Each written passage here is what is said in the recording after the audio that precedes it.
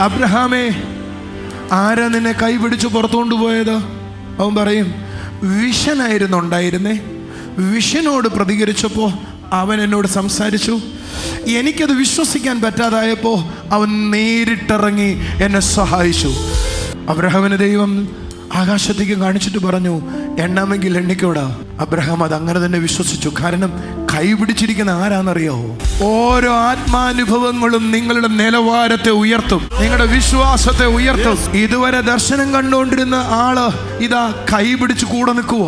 ദൈവം ഉദ്ദേശിക്കുന്ന സ്ഥലത്തേക്ക് അവൻ നിന്നെ കൈപിടിച്ച് നടത്തുന്ന കാലഘട്ടം വരുന്നു.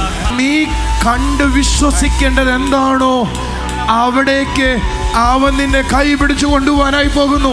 85 വയസ്സുള്ള ഒരു മനുഷ്യനെ ആകാശത്തിലെ നക്ഷത്രങ്ങളെ പോലെ കൊച്ചുണ്ടാവുമെന്ന് പറഞ്ഞ എങ്ങനെ വിശ്വസിക്കാന്? പക്ഷെ ഈ മണ്ടൻ അത് വിശ്വസിച്ചു.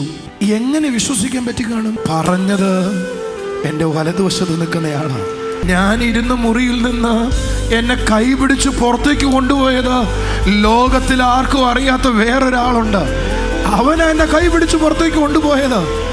പിന്നെ എന്തിനാ സംശയം?